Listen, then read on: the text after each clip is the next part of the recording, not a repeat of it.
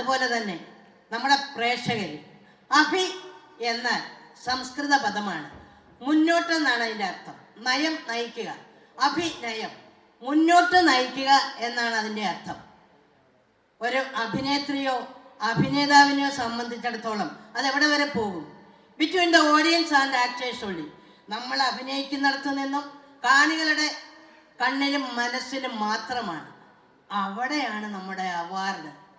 ഓഡിയൻസിൻ്റെ പ്രതികരണമാണ് നമ്മുടെ അവാർഡ്.